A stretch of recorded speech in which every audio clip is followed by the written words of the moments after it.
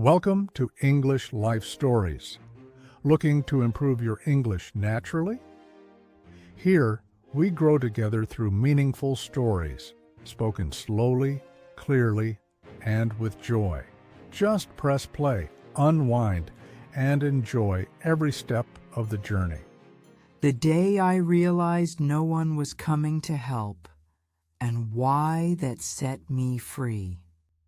Have you ever felt completely alone while learning English and thought, maybe this just isn't for me? Have you ever waited day after day hoping for someone to help you speak, but no one ever came? Mira knew exactly how this felt. A young woman full of dreams, but surrounded by silence. No English class, no friends to talk to, no money for expensive courses or apps. Just a quiet room, a mirror, and one courageous thought. I'm tired of waiting. I will speak, even if no one is listening. At first it seemed impossible. Who learns a language without teachers, without partners, without corrections? But Mira discovered a powerful truth, one that changed her life forever. You don't need perfect conditions. You don't need anyone else's permission. All you need is one brave moment to begin. This video isn't just a story. It's a path you can follow, step by step.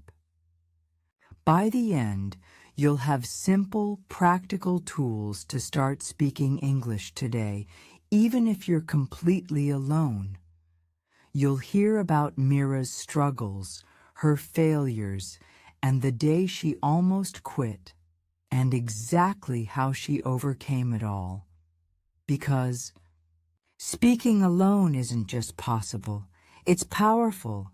If you're tired of feeling stuck, if you've ever felt ashamed or afraid, if you're ready for the moment that changes everything, this is that moment.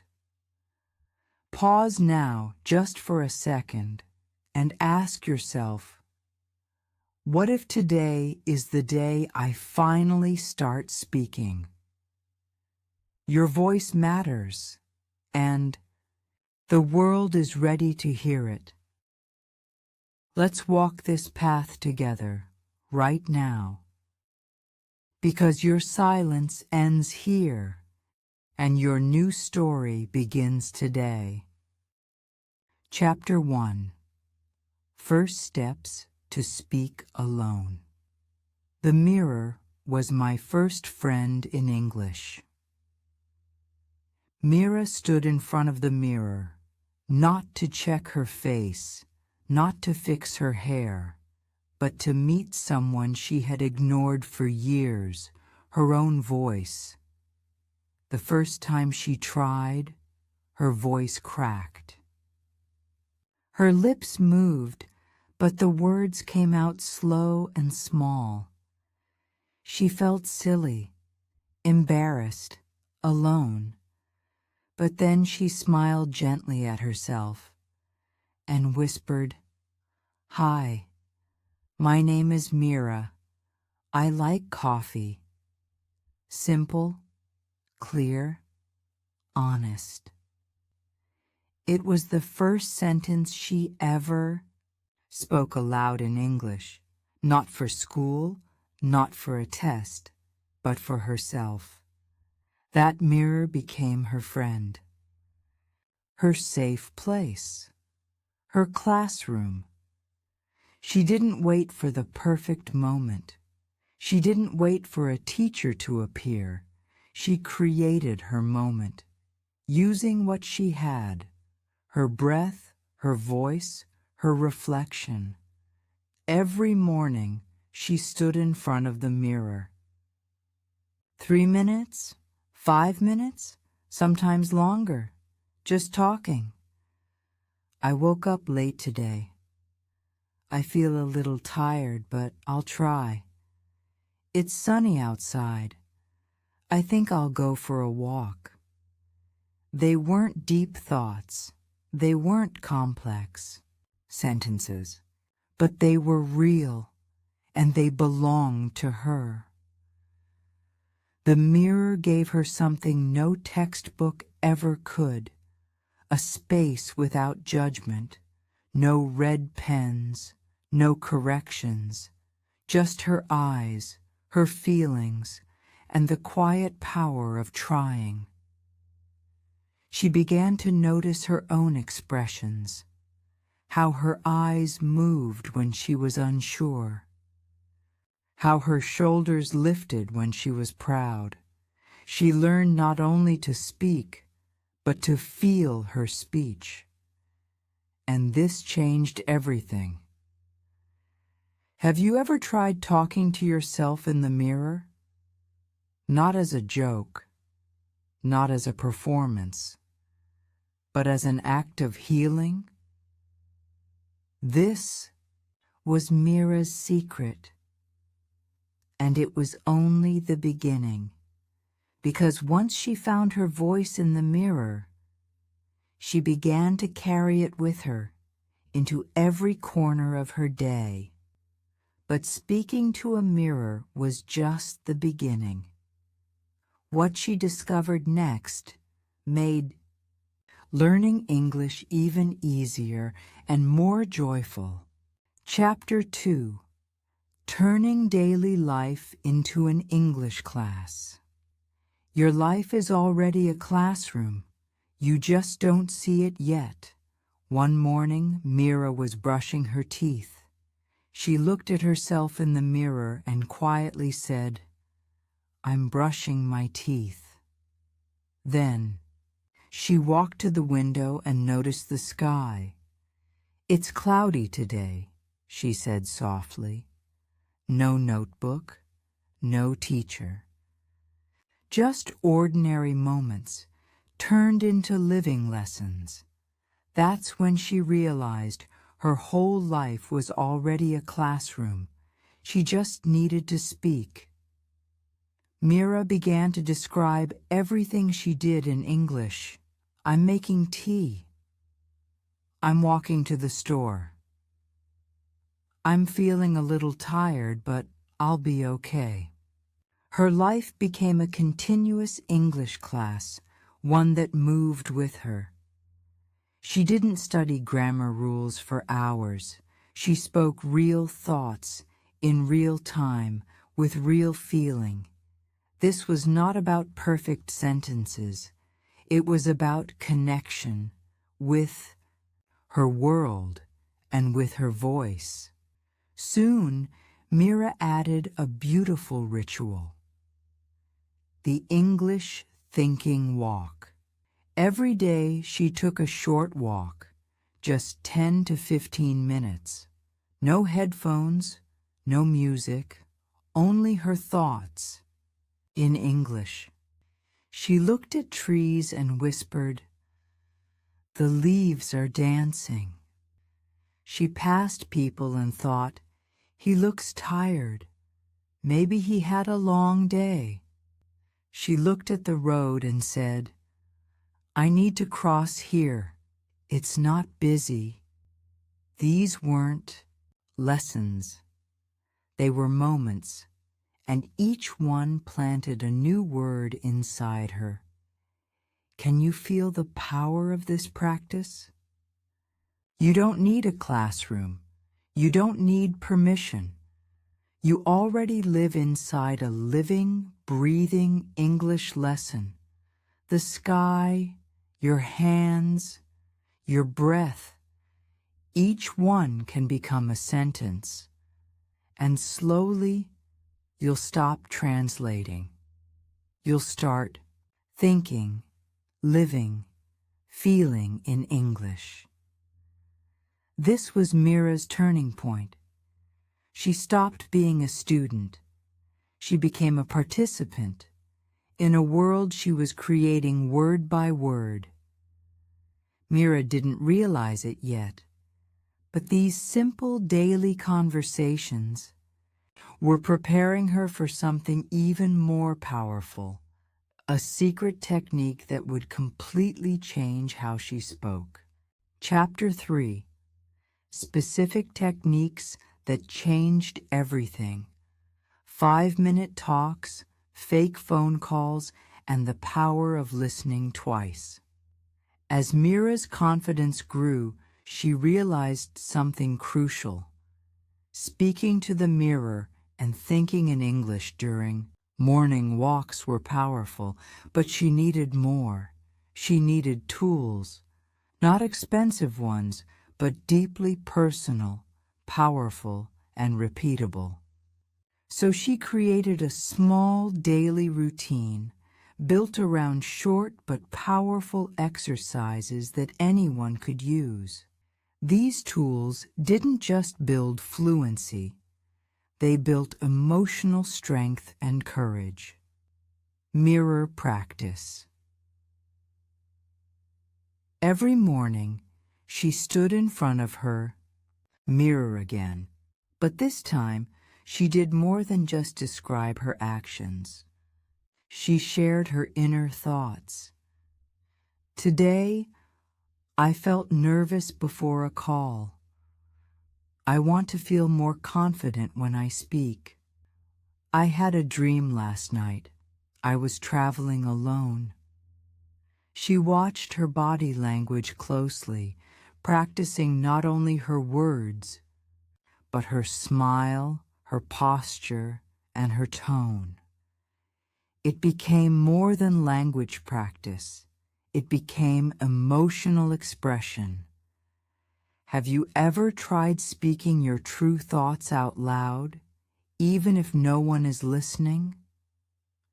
It's strangely powerful. Shadowing. Next, Mira used short videos, interviews, movie clips, speeches, and practiced shadowing. She repeated each word in real time, copying rhythm, emotion, pauses. It wasn't about perfect imitation, but capturing the feeling of English.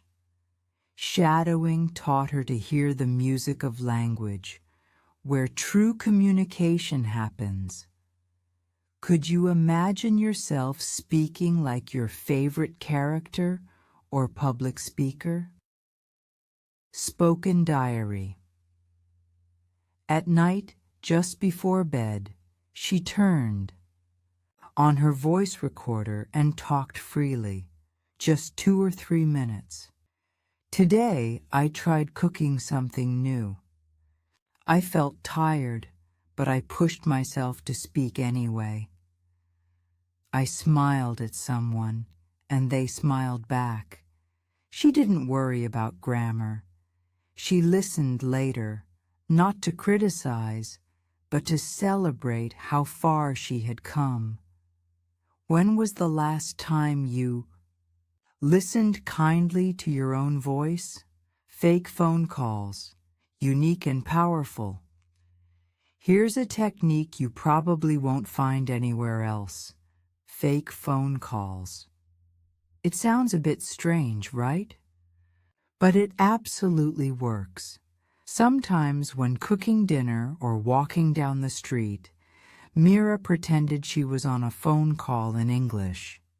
"Hey, how are you? I just wanted to tell you about my day."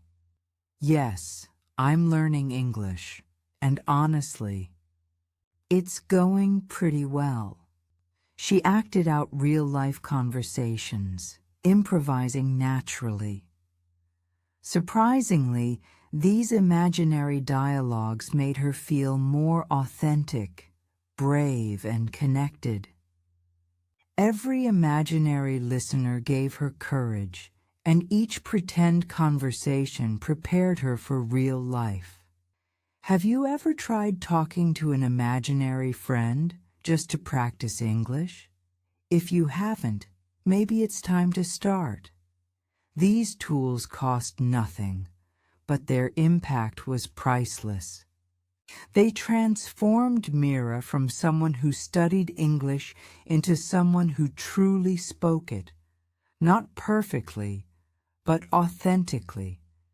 And just when Mira thought she had found all the tools she needed, something happened that nearly made her quit. It tested everything she had learned, but what she discovered next was even more powerful than she imagined. Because sometimes it takes a small crisis to unlock your biggest breakthrough. Continue watching to find out what happened next. Chapter 4: Mindset and Consistency. If you're afraid of looking silly, you'll never sound strong. At one point, Mira nearly gave up. She was recording her spoken diary one evening when she paused mid-sentence. Her voice sounded distant, awkward, foreign, even to her own ears. She hit play and listened. Then the self-doubt hit hard. I sound weird. My accent is terrible. What if someone hears this and laughs? It wasn't just doubt. It was shame, heavy, quiet, familiar. And this time, it came with a twist. Because earlier that day, she had been laughed at. Mira had been walking through her neighborhood, quietly talking to herself in English like she always did. A group of teenagers passed by. One of them nudged another and smirked, clearly mocking her. She heard the giggle, felt the sting, pretended she didn't notice. But the moment stayed with her, a bruise on her confidence, not imagined, not internal. Real. That night, she sat frozen in front of her phone, unsure if she should ever speak aloud again. But then, something inside her shifted.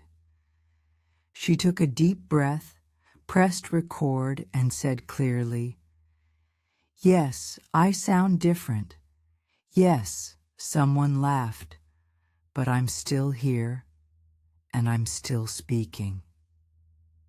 Her voice trembled, but it was steady enough to continue. That was her breakthrough. Not a polished sentence, not a perfect accent. A decision. My voice is not something I owe to anyone's approval. From that day forward, Mira created a new practice. Every time fear tried to shut her down, she didn't fight it. She acknowledged it and spoke anyway, because fear doesn't vanish, it waits. But commitment is louder if you let it be. She stopped trying to sound fluent. She started trying to sound present. Some days she spoke for just 2 minutes. Other days her sentences were messy or slow. But she showed up, again and again. And that made all the difference.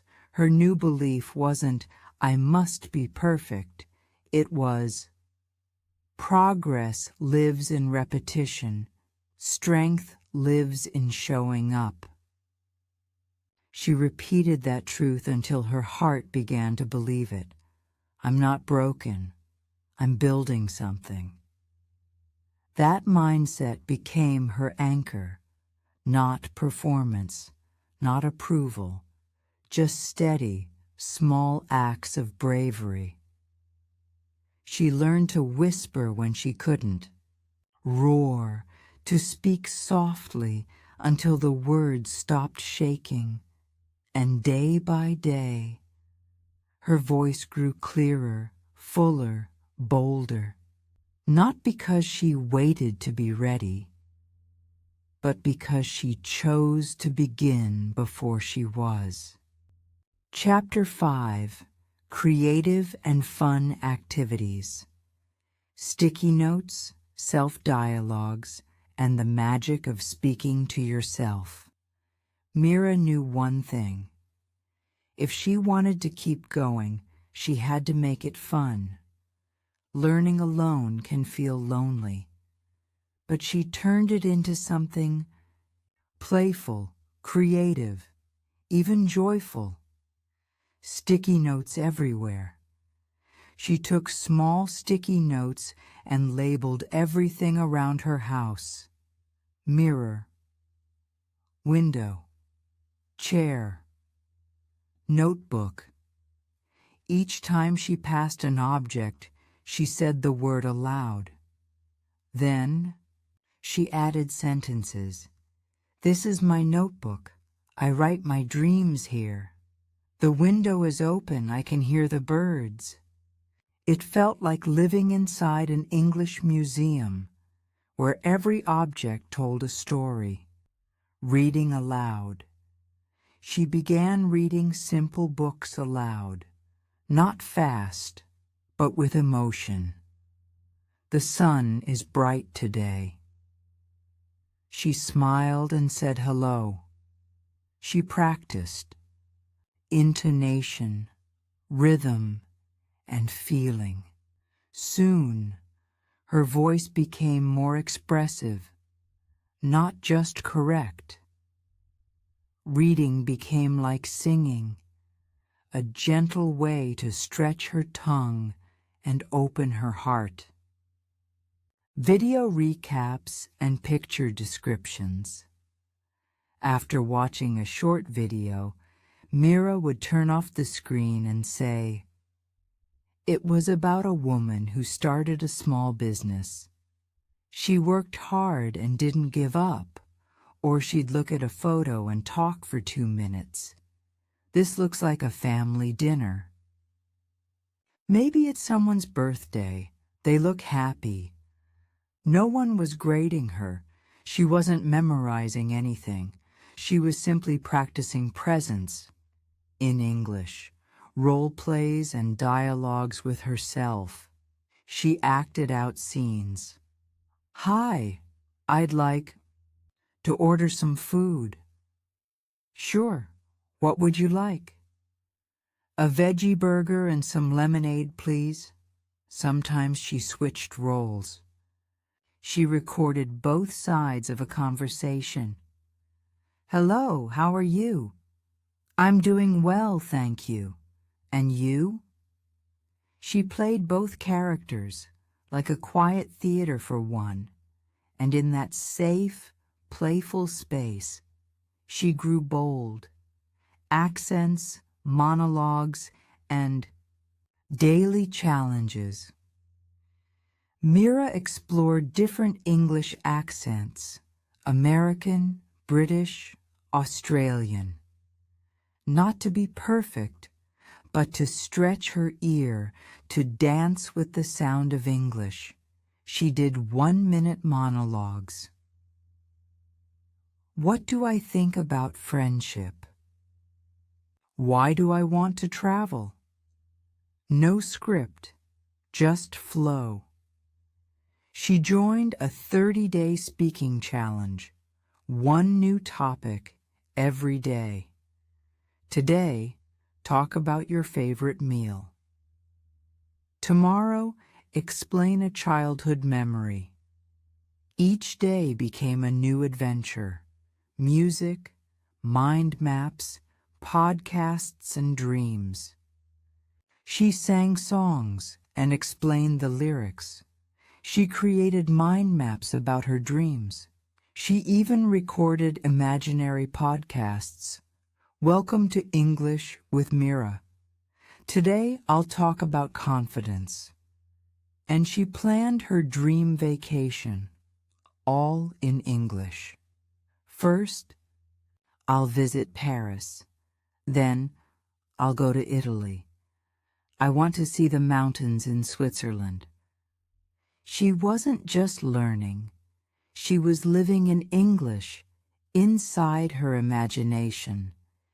teaching to an imaginary student. Some days, Mira pretended she was the teacher.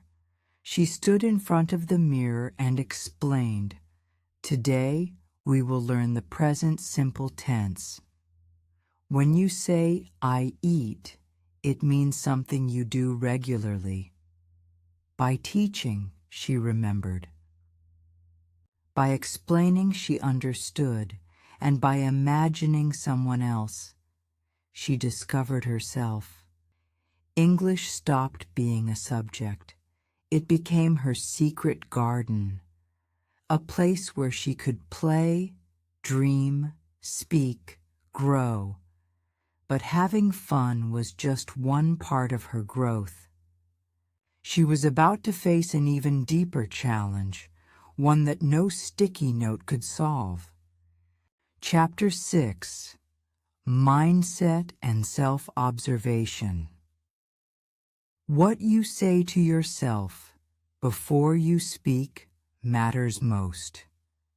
There were days Mira didn't want to practice, not because she was lazy, but because her thoughts were heavy. Why am I doing this? I still make mistakes. I'll never sound like a native speaker. These thoughts weren't just words. They were walls, quiet, invisible, heavy.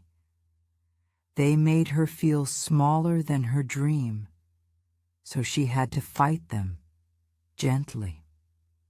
One morning, she created a ritual, not for grammar, not for pronunciation, but for her spirit.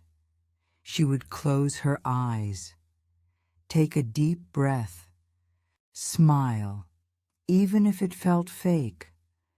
Then she would whisper 3 sentences. "I've come a long way. I'm learning in my own way. Today, I will speak with kindness." Only then would she begin her practice. It changed everything. Mira also created a small tool, a voice practice sheet.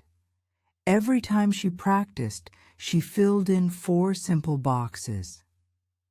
Date: how long I spoke, what I did well, what I want to improve. She didn't use it to punish herself.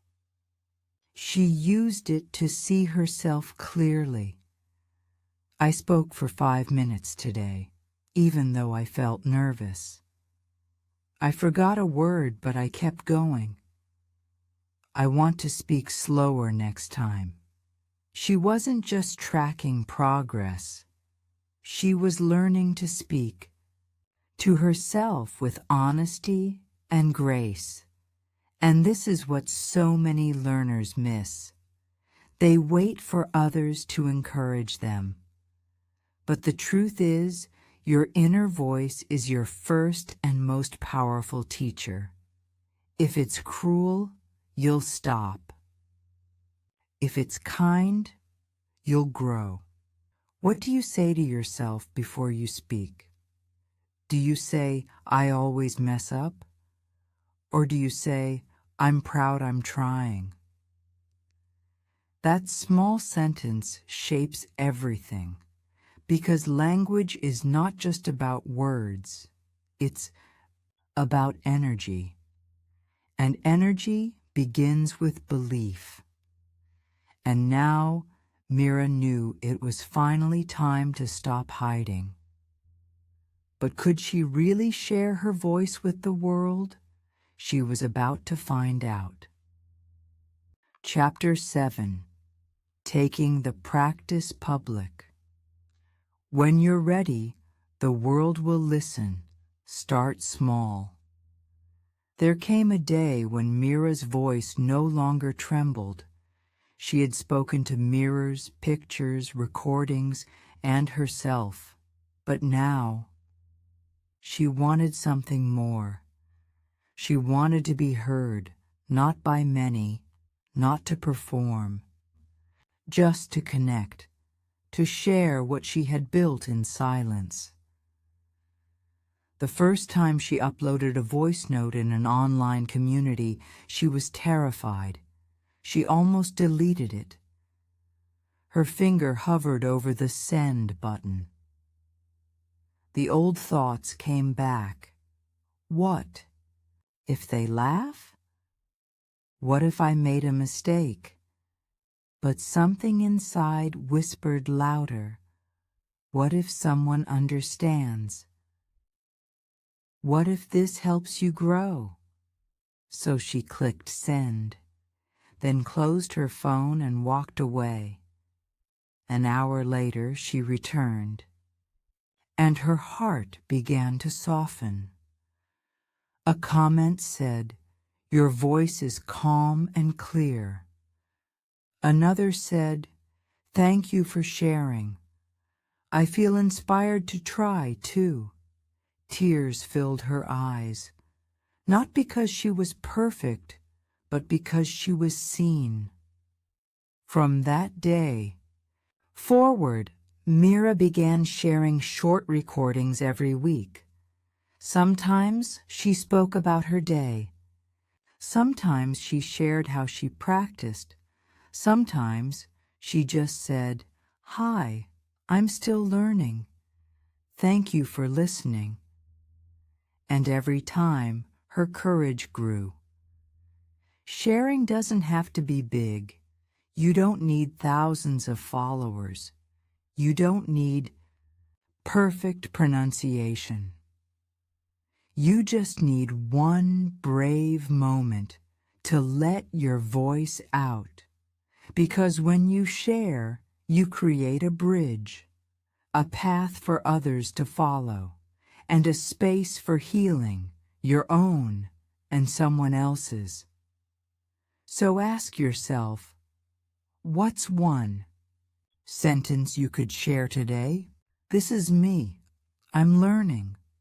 Here's my favorite English word. I want to tell you a story. You don't have to wait until you're ready.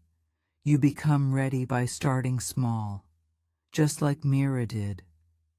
Sharing changed everything. But Mira didn't stop there. She was ready for one final step, a technique that would transform how she spoke English forever.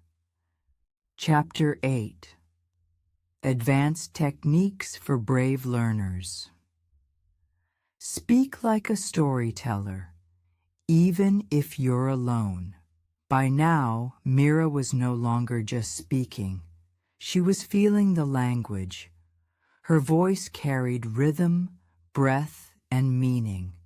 And that's when she stepped into something deeper. Advanced solo techniques. Not for beginners, but for brave learners who want to sound alive in English. Shadowing with speed variations. She took one video, just one, and practiced it in 3 ways: at normal speed, at slow speed, at faster than normal speed. Why? Because this forced her to listen more closely, to feel the pulse of the words, to keep up with the dance of real speech. Shadowing became her heartbeat, and every repetition made her voice smoother, freer, stronger. The story circle method. She chose a simple story from a movie, article, or her life. First, she told it once, then again, with more detail, then a third time, in a different way. I saw a boy helping an old man today. He carried the bags and smiled. It reminded me of my grandfather. With each retelling, she added color, emotion, clarity. She wasn't memorizing stories. She was learning to shape them, like clay, listening to her own voice. Once a week, Mira chose one recording of herself. She played it slowly. She listened not as a critic, but as an artist. She asked, "Where do I sound confident? Where do I pause too much? How is my energy here?" She wasn't judging. She was studying the music of her own soul. In English, this kind of listening made her aware, and awareness turned into mastery. The English Immersion Day. Once a month, Mira chose one day. From sunrise to sunset, she would live only in English. Thinking in English, speaking aloud, watching videos, writing her journal. Even dreaming, if possible, no translations. No switching back, just full immersion. From the inside out, it was hard, but powerful, because for 24 hours she wasn't learning English. She was living it, and with each immersion day, her belief deepened. I can do this. I already am. These weren't just techniques. They were transformations. They turned fear into flow, effort into artistry, practice into peace.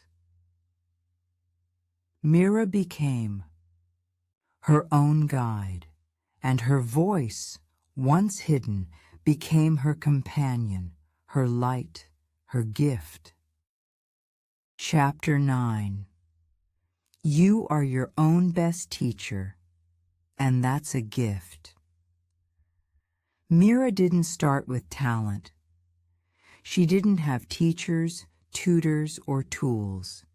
She didn't even have someone to talk to. What she had was a decision. I will not wait anymore. I will speak. And from that one decision, a quiet miracle began. Not loud, not fast, but real. She created her own classroom, in mirrors, in morning walks, in fake phone calls and 5-minute voice notes. She used sticky notes, story circles, and silly role plays. She sang songs, shadowed speakers, and spoke to herself with kindness. She made mistakes, she cried, she doubted. But she didn't stop, and that, not grammar, not vocabulary, that was her true fluency, because the secret isn't in speaking perfectly.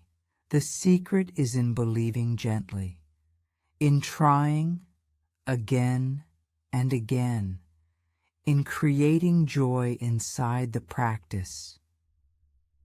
You don't need permission. You don't need someone else's timing. You don't need to be born good at languages. You just need one moment of courage, and then another, and then another. So now it's your turn. Which of Mira's techniques will you try?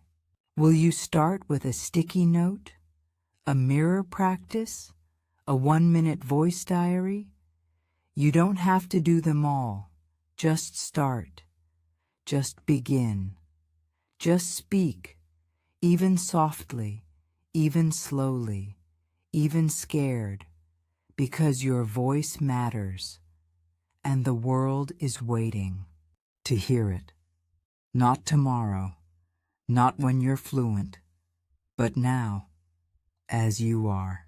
If this story touched your heart, leave a comment. Tell us which method you'll try first. Subscribe for more stories that feed your soul and strengthen your English. Because here, your pain becomes power, and your silence becomes speech. You are not alone anymore. Let's begin again.